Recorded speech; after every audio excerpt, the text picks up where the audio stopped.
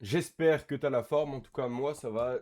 J'espère que toi aussi. Et on se retrouve tout de suite sur le marché avec le Dixie qui est très simplement notre baromètre qui va être utile pour savoir si on est plus en période risk-on, si on est plus en période risk-off très simplement.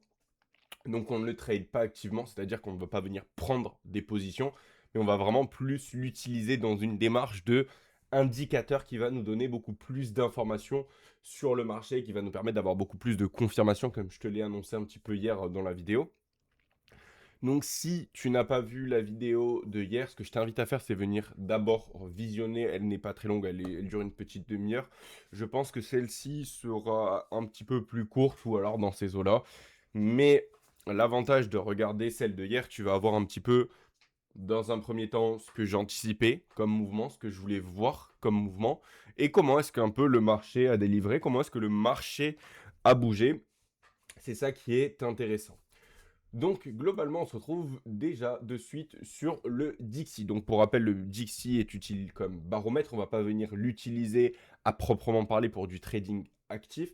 Ce qu'il faut également savoir, c'est que c'est pas parce que le Dixie nous donne une certaine information vis-à-vis de notre baromètre qu'il est obligatoire qu'il se passe cela. C'est-à-dire, je m'explique, on va venir l'utiliser plus comme confirmation que comme vraiment condition.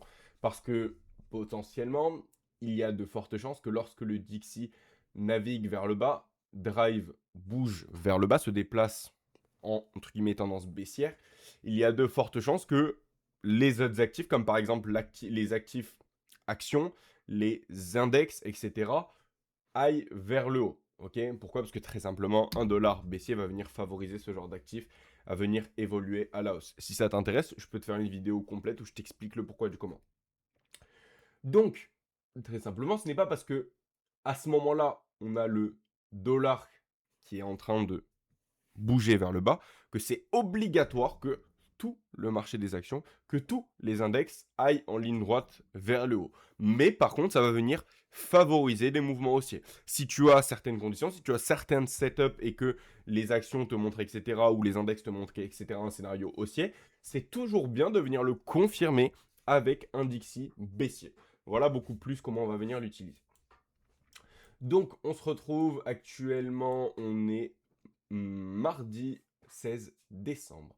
Donc ce qu'on va avoir aujourd'hui, on a au-dessus, on se rappelle, on a notre Fair Value Gap CB qui va très simplement être la différence entre le plus bas de cette bougie et le plus haut de cette bougie.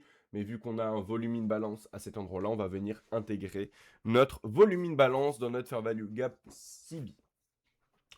Donc ce que je te disais sur la vidéo de hier, globalement, c'est que j'attendais à voir un Dixie qui potentiellement navigue vers le bas pour venir à terme venir chercher ce niveau de 98,030 où il va y avoir de la sell side liquidité qui va venir résider. Ok.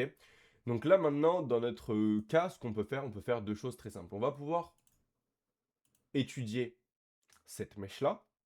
Ok, cette mèche-là, qu'est-ce qu'on va pouvoir faire en l'étudiant? On va pouvoir la séparer en quatre parties égales.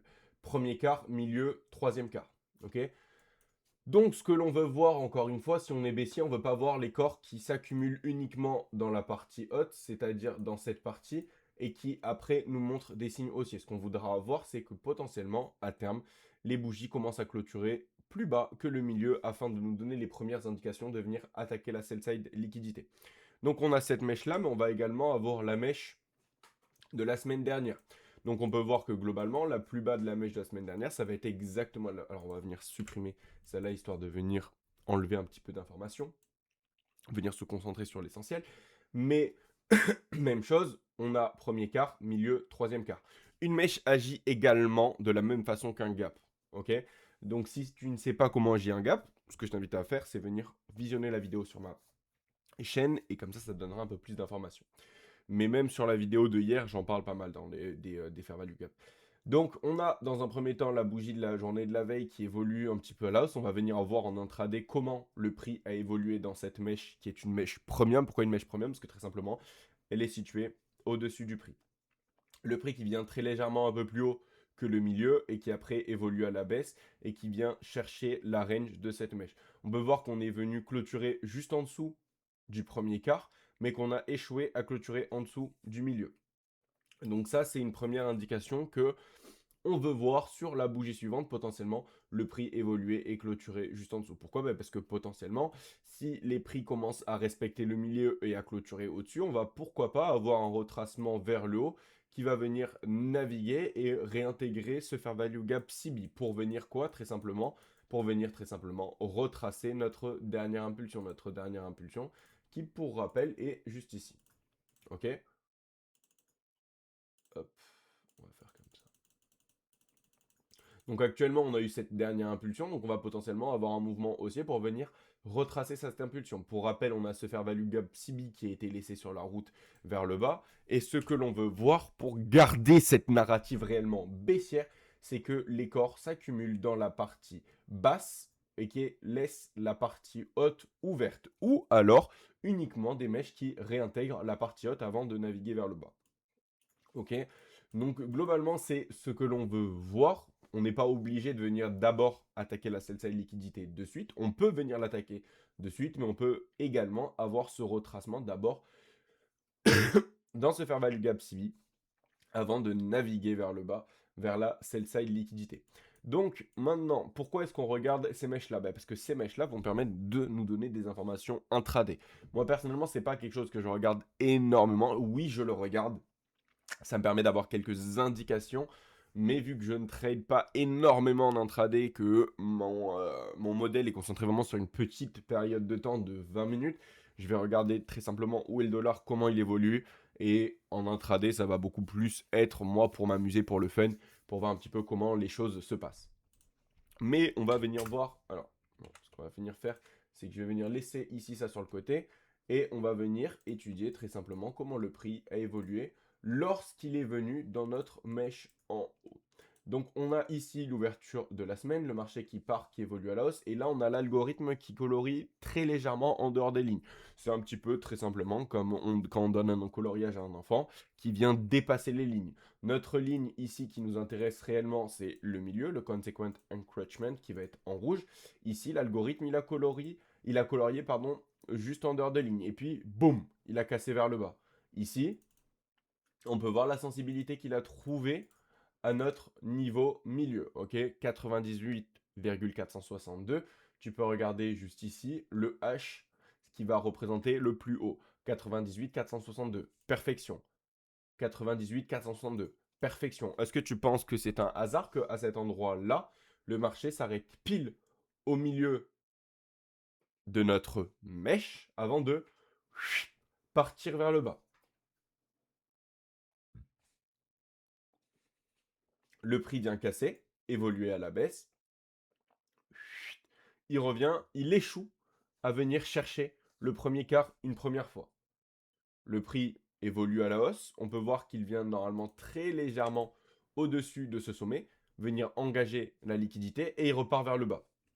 Ici, il a échoué une seconde fois à venir chercher le premier quart. Donc dans ces deux conditions, lorsque le prix il a échoué à le chercher une première fois et que la deuxième fois il vient chercher la liquidité et qu'il échoue à le chercher, ça nous dit que à ce moment-là, le Dixie est vraiment baissier. Pourquoi? Parce qu'il échoue carrément à venir chercher ce niveau-là. Donc là, on va avoir pas mal de trollers sur Internet qui vont nous dire oui, regarde, là, il n'est pas venu chercher son niveau. C'est ce que l'on veut voir également. Oui, on a nos niveaux où on veut voir le prix s'arrêter comme à cet endroit-là, mais lorsque le prix échoue à venir le chercher comme ce qu'on a eu ici, ça te signifie très simplement que à ce moment-là, le prix est réellement faible. Et qu'est-ce qui se passe?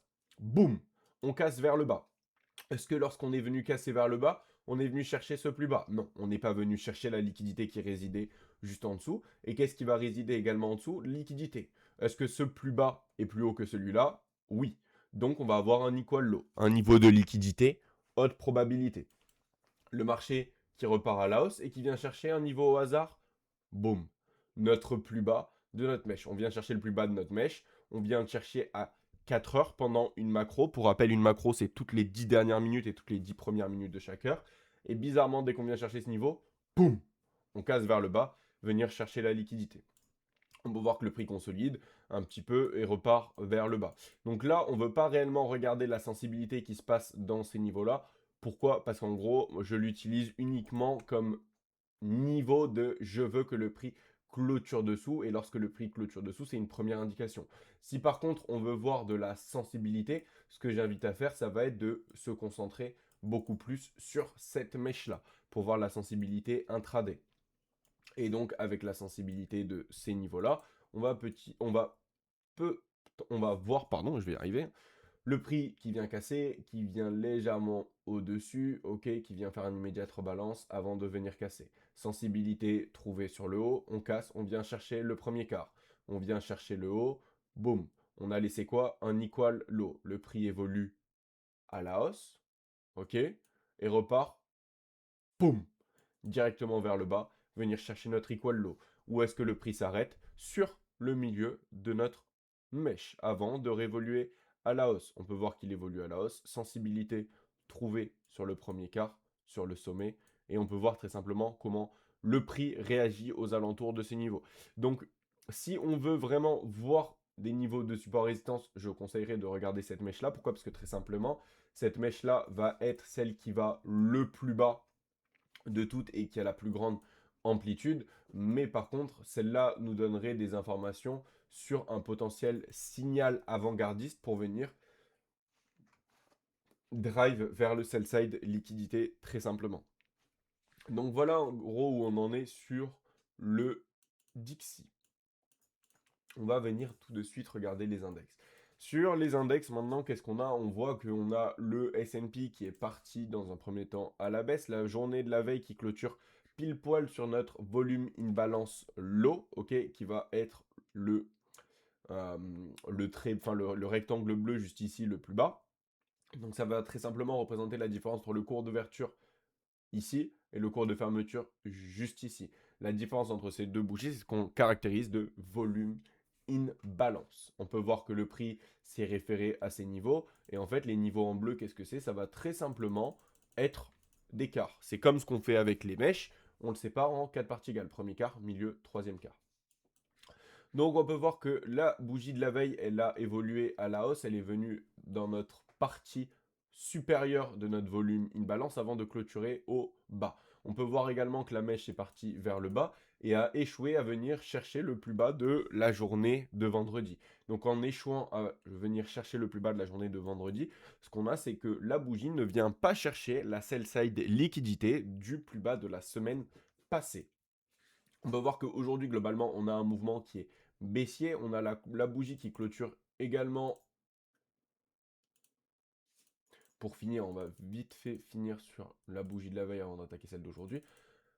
On a la bougie qui clôture, on a notre Fair Value Gap Busy qui est la différence entre le plus haut de cette bougie et le plus bas de cette bougie. On a 6824,25 pour notre Fair Value Gap Busy High et on peut voir que cette bougie-là clôture à 6824,25. Au centime près, on a le cours de clôture de notre bougie, mais ça doit être juste un pur hasard. On ouvre la bougie du lendemain, on a un mouvement baissier qui est venu du coup chercher la sell side liquidité de la semaine passée. Et globalement, pour le moment, on a eu un repricing dans notre premier fair value gap. Donc pour rappel, on en avait plus parlé sur le NQ, mais c'est exactement la même chose sur Nasdaq. On a sur Yes, on a deux fair value gap. Donc oui, on va se concentrer sur celui-ci, mais lorsqu'on en a un deuxième qui est plus bas, on va venir autoriser le prix à venir chercher le deuxième.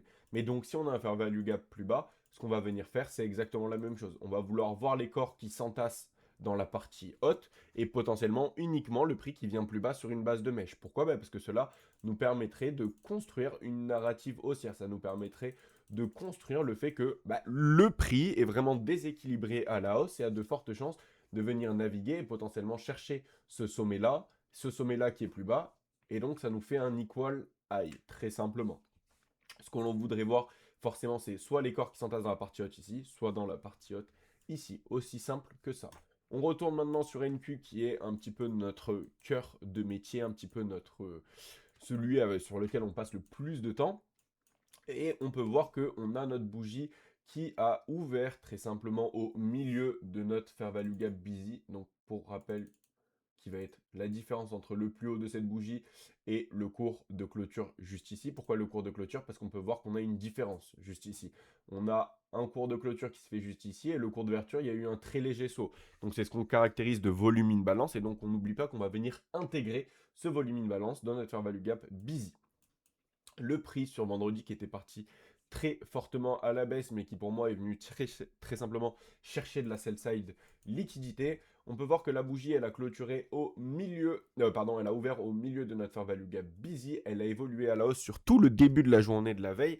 Donc quand elle a évolué à la hausse sur tout le début de la journée de la veille, eh ben, qu'est-ce qui se passe? Très simplement, on a énormément de particuliers qui vont se dire, oh, on a une ouverture de la semaine qui est vraiment bullish, qui est vraiment forte, qui est vraiment haussière. Et donc, ils vont vouloir se concentrer sur des positions haussières. Mais qu'est-ce qui s'est passé? On a eu une bougie avec une très grande amplitude comparée aux précédentes. Donc, qu'est-ce qu'on a? On a très simplement une ouverture, le prix qui vient chercher le milieu de notre fair value gap CB, mais qui vient également chercher le plus bas de cette mèche-là. Donc, quand les deux viennent chercher cet endroit-là, ce qu'on a fait, c'est qu'on a annulé la création d'un fair value gap, et ce qu'on a, c'est ce qu'on appelle un immediate rebalance. Immédiate rebalance, et le prix qui évolue directement à la baisse. Le prix qui évolue à la baisse et qui vient chasser le plus bas de la semaine dernière avant de venir réintégrer notre fair value gap juste en dessous. On a notre fair value gap juste en dessous, on va venir voir l'interaction qu'on a. Ce qu'on va venir faire, c'est très simplement parler assez rapidement de ce qu'on a ici. C'est la deuxième fois que j'enregistre la vidéo. Je ne sais pas pourquoi elle a bugué sur la première fois. Et ce qui était intéressant, c'est que on se retrouvait tout à l'heure à peu près juste ici.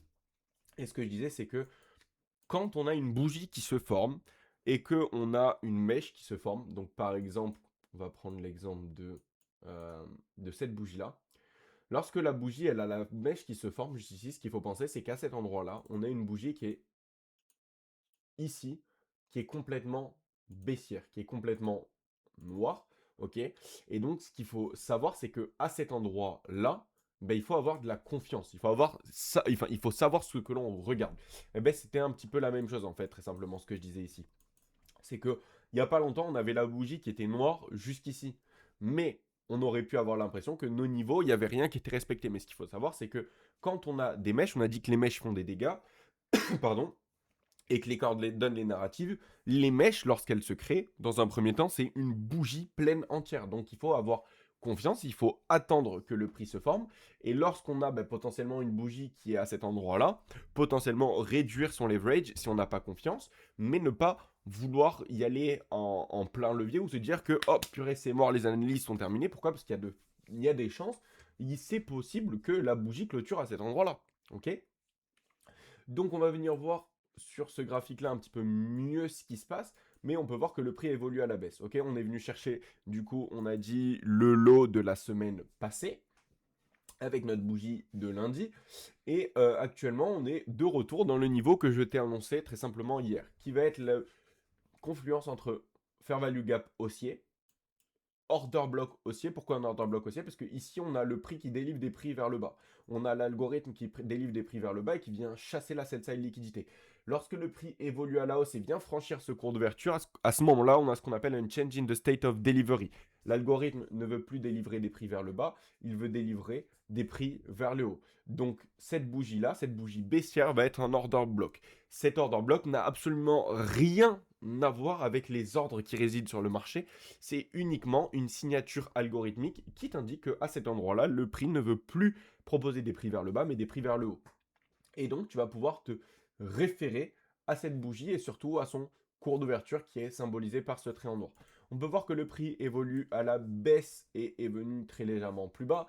Lorsqu'on a notre order block, ce qu'on va pouvoir faire également, c'est regarder le milieu. Et ce que tu ne veux pas voir, c'est que le prix clôture plus bas que le milieu de ton order block. S'il clôture plus bas que le milieu de ton order block, il vient l'invalider.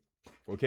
Donc, là, qu'est-ce qu'on a pour le moment? On a le prix qui est revenu dans notre fair value gap avec notre volume in balance qui a été délivré sell side mais également buy side. Donc ce qu'on voudrait voir, c'est que le prix supporte le prix. Ok? Enfin, que le volume in balance supporte le prix. Donc pour le moment, on attend de voir comment cette bougie va se former. Mais pour moi, j'ai des convictions qu'au final, on clôture potentiellement juste avec une mèche et pourquoi pas en haut. Comme on a dit, quand on est haussier, ce qu'on veut voir, c'est que les prix respectent la partie haute, sur une base de corps et que ce soit uniquement des mèches qui viennent légèrement plus bas faire du dégât. Ce qu'on va pouvoir également venir voir, ça va être le 1 heure. On peut voir qu'à l'ouverture, le prix a évolué complètement à la hausse et est venu chercher ce short term high. En venant chercher ce short term high, on va venir faire rentrer les breakout traders. Tous les breakout traders vont venir rentrer en long et se dire que, tiens, à ce moment-là, on a un actif qui est bullish. Et qu'est-ce qui se passe juste après à l'opening bell? Le prix qui évolue en un sens vers le bas. On peut voir qu'il évolue en un mouvement vers le bas et qui vient chercher quoi? Ce niveau-là. Quand on vient chercher ce niveau-là, ce qu'on va pouvoir venir voir, c'est très simplement, hop, on va y arriver, le prix. On va avoir le 25 033, ok? Si je regarde le plus bas de ma bougie de la veille, tu vas la voir qui est affiché au L. Le plus bas de ta bougie de la veille, il est à combien? Il est à 25 033,25. Donc, avec un tick d'écart sur notre fair value gap busy. Ok, donc un tick d'écart vis-à-vis du plus bas de la veille à un niveau que je t'ai annoncé à l'avance. Et si tu regardes cette bougie là également, 25,33,25. Tu peux voir la précision que l'on vient avoir juste ici. On a laissé un fair value gap CB, le prix qui est venu chercher notre fair value gap CB avant de continuer à évoluer vers le bas. Ok, donc maintenant, après, ce qu'on va vouloir voir, si le prix révolue à la hausse et clôture au-dessus de notre fair value gap busy, on va vouloir voir le prix qui trouve de la sensibilité sur l'écart supérieur pour pouvoir évoluer vers le haut. En attendant, pour le moment, on garde notre narratif de potentiellement un mouvement haussier qui va venir continuer au niveau des 25 880. Surtout si on a un Dixie qui continue d'évoluer vers le bas et qui vienne chasser ce sell-side liquidité, on a de fortes chances qu'il vienne chercher ce niveau-là. Donc voilà, si on a notre Dixie qui continuait à évoluer vers le bas, forcément ça va venir favoriser des index vers le haut. Et comme on a dit, on veut voir la clôture qui va se passer aujourd'hui. Et donc ça, de toute façon, on fera un petit point demain, un petit peu comment la suite des choses s'est passée. Comment on se positionne par la suite, si on a de fortes chances que le marché soit haussier ou baissier. Et globalement, pour moi, je garde toujours l'intérêt pour ce niveau 25 880, à voir comment la suite des choses se passe. En tout cas, si cette vidéo t'a plu, ce que je t'invite à faire, c'est venir la liker. Si elle t'a aidé sur la journée de la veille et elle t'a permis d'éviter de tomber dans le piège haussier pour attendre le retest de ce niveau, tant mieux. En tout cas, j'essaierai de faire une petite vidéo point de vue demain de comment la suite des choses a évolué. Et si tu as d'autres recommandations sur d'autres actifs, parce que principalement actuellement je me focalise sur le Dixie, le Nasdaq et le S&P. Pourquoi? Parce que c'est des actifs que je trade activement, surtout le NQ, le IS très peu, mais c'est plutôt les actifs que je regarde pas trop le Forex. Mais il faut savoir que les concepts que j'utilise fonctionnent également sur le Forex. Donc si ça t'intéresse, si tu as d'autres actifs que tu veux que je regarde, avec plaisir, je t'invite à me le notifier en commentaire. Et si tu veux aller un petit peu plus loin dans l'apprentissage ou quoi, tu peux aller sur mon site internet où il y a pas mal d'informations et potentiellement des coachings si c'est ça qui t'intéresse. En tout cas, je te souhaite une très bonne journée. Fais attention à toi et on n'oublie pas, on n'y va pas avec un leverage à 100%. On fait des positions qui sont raisonnables. On fait les choses de la façon saine et on prend le temps surtout d'apprendre ce que l'on fait avant de risquer de l'argent. Pour rappel, ce n'est pas du conseil en investissement, c'est uniquement du contenu éducatif. C'est également uniquement mon point de vue. Je t'invite à faire tes propres analyses sur ce. À plus.